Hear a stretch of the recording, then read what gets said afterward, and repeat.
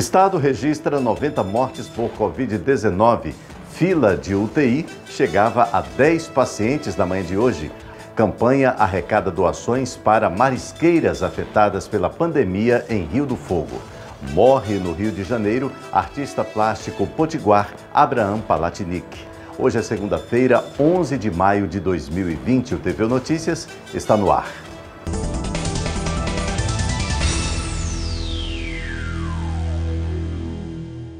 "90 pessoas já morreram por causa do coronavírus no Rio Grande do Norte e o número de casos confirmados se aproxima dos 2.000. Por causa da grande quantidade de pacientes nos hospitais, Secretaria de Saúde Pública do Estado já teme o colapso no sistema hospitalar. Foram mais 3 mortes confirmadas desde ontem, 2 em Areia Branca e 1 em Natal. Além disso, há ainda 36 mortes em investigação. Para quem vem acompanhando diariamente os números divulgados pela Secretaria de Saúde, percebe que os casos de óbitos que passam a ser investigados por suspeita de Covid-19 vêm aumentando consideravelmente nos últimos dias. E o secretário adjunto de Saúde do Estado, Petrônio Spinelli, ainda alertou para a testagem baixa no final de semana, o que pode refletir em subnotificação. Além disso, é bastante grave a situação da ocupação nos hospitais públicos do Estado. De acordo com o secretário adjunto, na região de Natal, os hospitais estaduais com leitos para tratamento de Covid já estão superlotados, assim como em Mossoró. Em Caicó, 75% dos leitos estão ocupados. Das 4 regiões com hospitais de tratamento específico para pacientes graves com Covid, Pau dos Ferros é a que ainda tem a situação mais tranquila.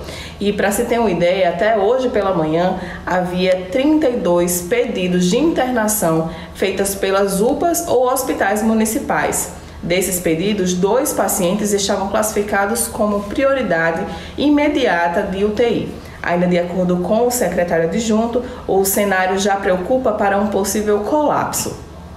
Fica muito claro que se a gente não abrir leitos urgentes, nós vamos entrar, mais do que em superlotação, nós vamos entrar em colapso. A Secretaria de Saúde prevê a abertura de novos leitos para tentar reduzir a superlotação. Para essa semana está prevista a abertura de leitos de UTI em Mossoró, Caicó e Pau dos Ferros. Em Natal, além de leitos com respiradores no Gisilda Trigueiro e no Hospital da Polícia Militar, a Secretaria anunciou mais 7 leitos pediátricos no Hospital Maria Alice, que já tem 3 leitos de estabilização. Entretanto, preocupa a quantidade de respiradores disponíveis para a expansão de novos leitos. A preocupação adicional que nós temos é que todos esses leitos, eles ainda têm respiradores para viabilizá-lo. Entretanto, nós continuarmos crescendo o número de pacientes graves, nós vamos chegar ao ponto de não ter respiradores para montar novos leitos. Por isso que esta semana também estamos tentando, nessa dura e árdua luta de conseguir respirador, conseguir finalmente respiradores a mais. A associação que reúne dirigentes das instituições federais de educação superior, a Andifes, realizou hoje pela manhã uma coletiva para detalhar as ações de institutos e universidades durante a pandemia de Covid-19. Jorge Silva acompanhou a entrevista e traz os detalhes. Boa noite, Adinaldo. Boa noite para você que acompanha o TVU Notícias. Participaram da coletiva de imprensa o presidente da Andifes, João Carlos Salles, e alguns reitores das regiões Sudeste e Centro-Oeste do país. De acordo com o presidente da Andifes, são mais de 800 pesquisas em andamento nas universidades públicas em todo o país, além de mais de 2.000 leitos clínicos e 400 leitos de UTI disponíveis nos hospitais universitários que dão suporte aos pacientes com a Covid-19. A comunidade acadêmica também se mobilizou em produzir álcool gel e equipamentos de proteção individual para distribuírem nos hospitais estaduais e federais, além de comunidades carentes. As campanhas educativas para o combate ao coronavírus também estão sendo realizadas pelas universidades. João Salles afirmou que a universidade pública cumpre o seu papel nesse momento difícil, leva conhecimento e combate a ignorância. Para o presidente da Andifes, a universidade é o lugar de combate ao obscurantismo e pode oferecer respostas seguras e importantes para a população brasileira. Em relação às 800 pesquisas em andamento, foram destacados os grupos de pesquisa que identificam o genoma viral da Covid-19. Isso permitirá o desenvolvimento de uma vacina. Há também grupos que trabalham em sistema informatizado para levantamento de casos, como o georreferenciamento. Outras pesquisas são voltadas para a criação de testes rápidos e baratos para a detecção do coronavírus. Em relação à volta às aulas presenciais, ainda não há previsão. Tudo vai depender da evolução da curva da Covid-19. Mesmo assim, um grupo de trabalho será implementado essa semana para criar um planejamento de retorno às aulas quando for possível. Em relação a uma possível implantação de aulas remotas, o presidente da Andifes declarou que os reitores necessitam de cautela, pois não são todos os alunos que têm equipamentos tecnológicos compatíveis para terem aulas online. Aproveitar e já tocar num ponto que eu sei que preocupa a todos, é a relação com as ações remotas. Né? Lembra, a universidade ela é uma universidade pública, inclusiva, que visa superar desigualdades e não aprofundar desigualdades. Então nós temos hoje muita cautela na continuidade em relação às ações remotas. Nesse momento da pandemia ficou mais evidente que as condições de acesso de nossos estudantes são muito desiguais fora do ambiente das universidades. Estamos agora com um duplo desafio, um desafio do retorno das atividades acadêmicas, aí eu insisto, há um grupo coordenado pelo reitor Antônio Cláudio, que está pensando exatamente a situação, o dimensionamento da pandemia e cenários futuros de possíveis reitores, que medidas serão necessárias, medidas de higienização, medidas de distanciamento internos, redefinição dos espaços, todo um conjunto de questões, que equipamentos precisarão ser usados de proteção individual, precisarão ser usados pelas pessoas que circularão em nossos ambientes. Tem um conjunto de questões que precisam ser pensadas. Mas também outra questão é como conjugar, nesse cenário futuro e a partir de agora, ações remotas e ações presenciais. Lembrando que a universidade ela é essencialmente presencial, porque ela é lugar de conjugação de ensino, pesquisa e extensão. A Controladoria Geral do Estado divulgou hoje o resultado da auditoria realizada no contrato de concessão à Arena das Dunas. De acordo com o relatório, os valores devidos pela concessionária ao Executivo Estadual podem chegar a 421 milhões de reais. O relatório divulgado nesta segunda-feira pela Controladoria Geral do Estado aponta que a empresa Arena das Dunas Concessão e Eventos S.A. deixou de repassar receitas de fontes adicionais ao Estado. De acordo com o Controlador-Geral, Pedro Lopes, a recomendação é que o Poder Público Estadual abata esses valores no montante mensalmente repassado à concessionária. Dessa forma, deve haver a suspensão do pagamento de 8,7 milhões de reais referente à parcela fixa. A suspensão seria por 15 meses e se deve ao fato do governo ter repassado até outubro de 2019 109 milhões de reais a mais para a empresa do que o previsto no contrato, como explica o controlador. O relatório aponta um potencial prejuízo aos cofres públicos de 421 milhões de reais ao longo do contrato que termina em 2031. Todos podem acessar o relatório de auditoria no site da Controladoria, control.rn.gov.br. Com a pandemia do novo coronavírus, muitos compromissos tiveram que ser adiados. Só que até agora, as eleições municipais estão mantidas e o calendário eleitoral já está correndo. Na semana passada, o Tribunal Regional Eleitoral divulgou um balanço dos serviços oferecidos aos eleitores através da internet. Mesmo com a possibilidade de adiamento das eleições em virtude da pandemia do coronavírus, o Tribunal Regional Eleitoral continua seguindo o calendário de serviços aos eleitores e divulgou um balanço dos últimos serviços de alistamento e regularização de situação eleitoral. Até a última quarta-feira, dia 6, o tribunal havia recebido mais de 44 mil formulários para o alistamento eleitoral, como também para mudanças de locais de votação e regularização eleitoral. Os próximos passos também ocorrerão em trabalho remoto, como explica o secretário de Tecnologia da Informação do TRE, Marcos Maia. Passado o último dia do prazo, agora o trabalho fica com as zonas eleitorais, onde vão ter até o dia 3 de junho para analisar todos os pedidos que não puderam ser realizados durante todo esse período de 22 de abril até o dia 6 de maio, uma grande quantidade realmente, um grande trabalho para as zonas eleitorais durante todo esse mês de maio, para que analisem todos os requerimentos, se a documentação está correta, e também alertando que, caso não esteja, os eleitores serão diligenciados através de e-mail ou telefone para que se complemente a sua documentação. Importante dizer que também que no mesmo espaço onde fazia o requerimento, o eleitor pode acompanhar, através do seu número de protocolo, como está a sua situação na Justiça Eleitoral. Sobre o possível adiamento das eleições, o Tribunal Regional explicou que aguarda o posicionamento do TSE, que vai analisar a situação em todo o Brasil.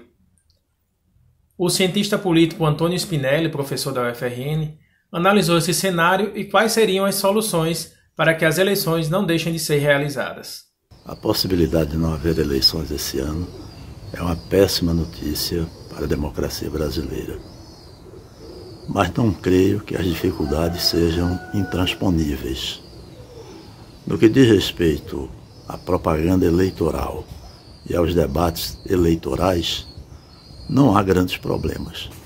Isso pode ser feito, os debates podem ser feitos à distância. Se os efeitos da pandemia ainda permanecerem até o dia da eleição, vamos precisar evitar aglomerações. Eu acredito que existem recursos tecnológicos que podem viabilizar o exercício do voto pelo eleitor sem que haja aglomerações. Começaram hoje e seguem até o dia 22 de maio as inscrições para o Exame Nacional do Ensino Médio, o Enem. Mesmo com a suspensão das aulas em todo o país, o Ministério da Educação decidiu manter as datas para a realização das provas em outubro e novembro e ainda lançou uma campanha de divulgação que gerou muita polêmica entre os estudantes.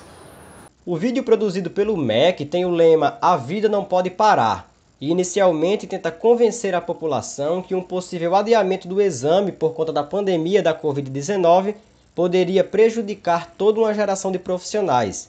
A mensagem afirma ainda que é hora de se reinventar. E se uma geração de novos profissionais fosse perdida?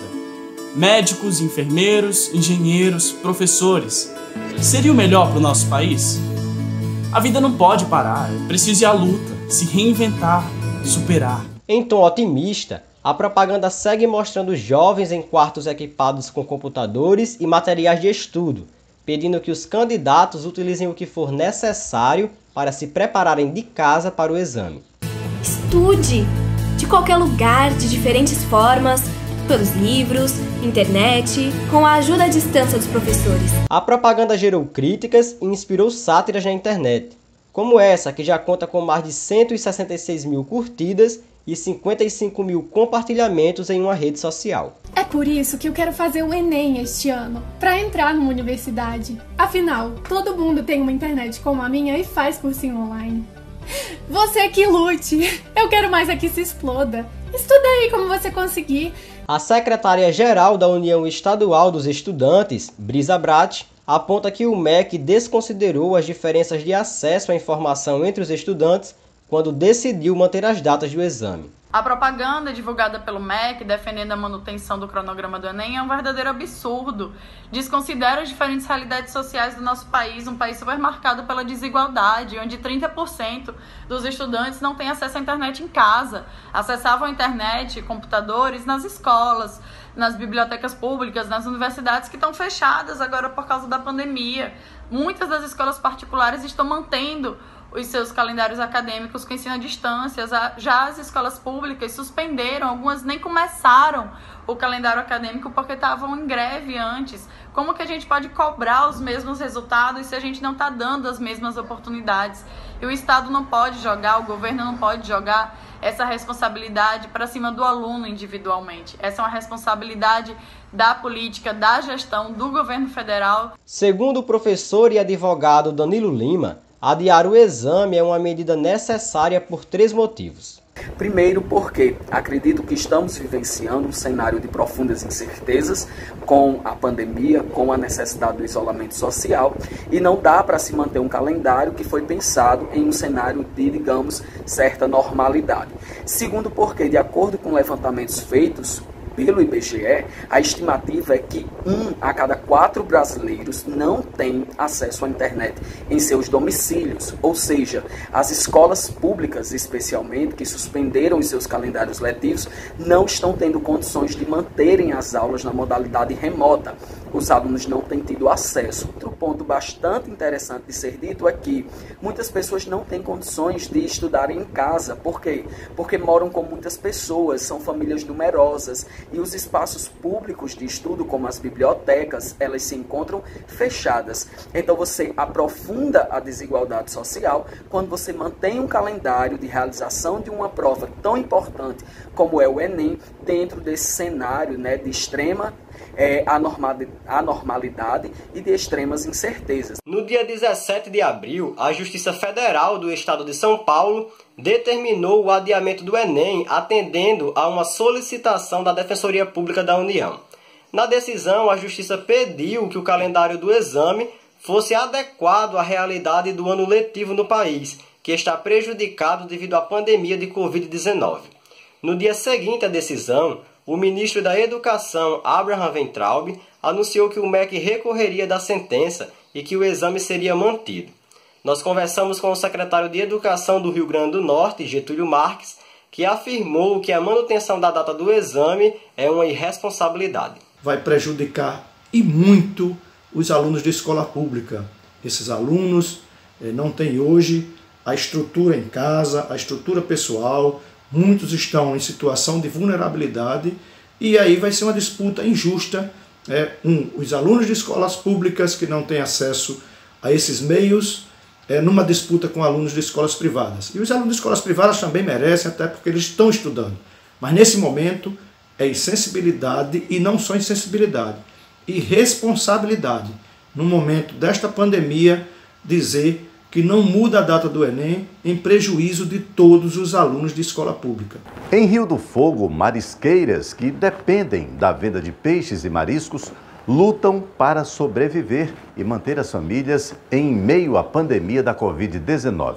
Para ajudá-las, a campanha Adote uma Marisqueira arrecada recursos para a compra de cestas básicas. Quem tem os detalhes é o repórter Elias Bernardo. As 12 marisqueiras enfrentam dificuldades desde o derramamento de óleo no litoral nordestino. Agora, com a baixa procura, o preço de peixes e mariscos caiu ao mínimo. Pensando nessas mulheres, o X-Science, um podcast voltado para discussões e reflexões sobre o papel da mulher na ciência e no mundo, coordenado por esta bióloga, organizou a campanha Adote uma Marisqueira. Ela explica o objetivo da ação. E a gente optou por focar nas mulheres com as quais a gente já trabalhou e que a gente conhece a realidade e que também nós temos ciência nesse momento, que é o elo mais fraco dessa cadeia toda. Elas são normalmente o elo mais fraco da cadeia produtiva pesqueira e representa o elo mais fraco dentro da sociedade. Então nós estamos tentando focar os nossos esforços nelas. Se a campanha crescer e se a gente conseguir atender a todas as marisqueiras, como nós felizmente conseguimos nesse mês, nós vamos expandir para auxiliar outras famílias na região, que sejam lideradas por mulheres no primeiro momento.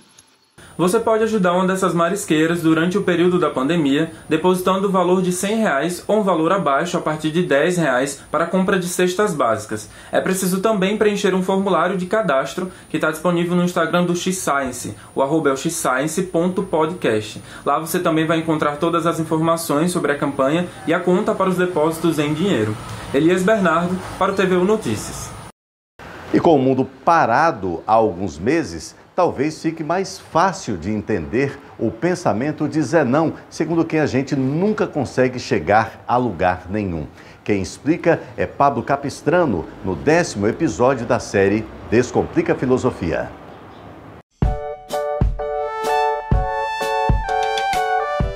Zenão, discípulo de Parmênides, imaginou uma experiência de pensamento muito curiosa. Na anedota chamada Aquiles e a Tartaruga, o filósofo imagina uma corrida entre o herói homérico e uma tartaruga. O resultado seria bem previsível, mas Zenão defende que, se a tartaruga saísse com uma vantagem de 50 metros em relação a Aquiles, nosso herói, matematicamente, jamais a alcançaria. Loucura? Não, parece que é lógica mesmo.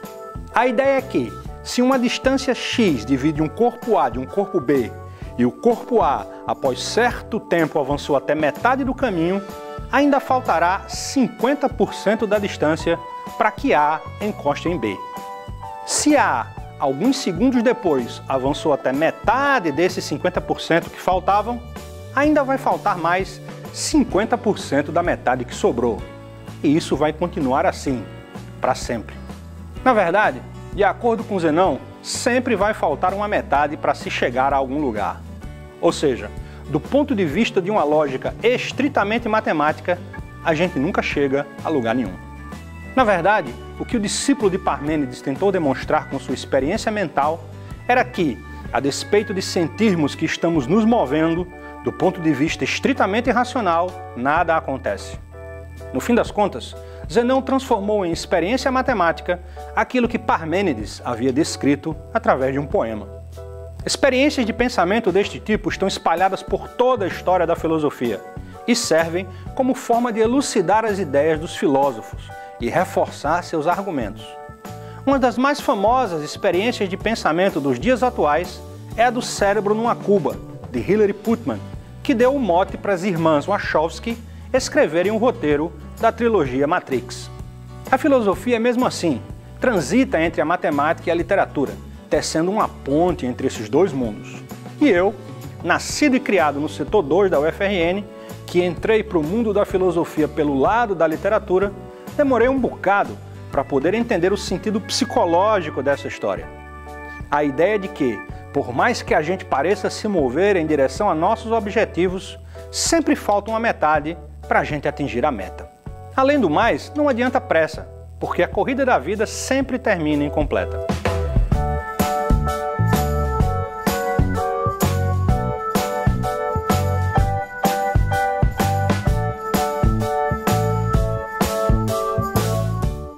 Toda semana, Matheus Cirne e Elisa Almeida conversam com especialistas para tentar entender a pandemia e suas consequências para a vida de todos nós. É o podcast CoronaCast. Quem tem os detalhes é Matheus Cirne. Boa noite, Edinaldo. No CoronaCast 88 dessa semana, eu e Elisa Almeida conversamos com Cíntia Guedes. Ela é psicóloga da UFRN e doutora em psicologia clínica. O bate-papo foi sobre o medo da incerteza, o estresse enfrentado pelos profissionais de saúde e os desafios do isolamento. E aí essa é também uma ordem, digamos assim, social que a gente está vendo, que é muito preocupante, porque, mais uma vez, a reprodução da nossa sociedade que diz que parar é perder tempo. E esse momento ele está solicitando da gente que a gente possa parar. É claro que aqui eu estou falando, me referindo a uma população muito privilegiada, que é a que pode parar, né? A que pode ficar em casa. E aí eu acho que essa é uma responsabilidade social de quem para, poder pensar sobre o que está acontecendo no mundo, na sua própria casa, e poder adequar a rotina de acordo com as necessidades individuais, porque isso que a gente vê se propagando nas redes sociais, faça isso, essas receitas mágicas, né? elas não servem para todo mundo, exatamente porque somos diferentes. O CoronaCast 88 está disponível no Anchor e no Spotify e também nas principais plataformas de podcast. Na manhã deste sábado, o artista plástico Abraham Palatnik morreu aos 92 anos, vítima da Covid-19. Potiguar de nascimento, Palatnik faleceu aos 92 anos, vítima de Covid-19. Pioneiro na arte cinética e um dos expoentes do gênero no Brasil, suas obras estão em museus do mundo inteiro, como o MoMA de Nova York e o MAN de São Paulo. Morava no Rio de Janeiro desde 1948, após voltar de Israel, onde viveu por alguns anos e começou os primeiros estudos e trabalhos artísticos. Foi fortemente influenciado pelo encontro com a psiquiatra Nise da Silveira e seu projeto de arte e terapia com os internos do Hospital Psiquiátrico do Engenho de Dentro. Ele reconheceu nas obras dos pacientes uma autenticidade tão grande que não se sentiu capaz de atingir o mesmo efeito. A partir de então, dedicou-se à arte cinética, um movimento das artes plásticas que explora os efeitos visuais por meio de ilusão de ótica e engenhocas como motores e ímãs que impulsionam o movimento das peças. O TVU Notícias termina aqui. Enquanto durarem as medidas de isolamento social para prevenir a Covid-19, você pode conferir todo o conteúdo da TVU, está disponível no nosso canal no YouTube. Uma boa noite para você e até amanhã. E não esqueça, se puder, fique em casa.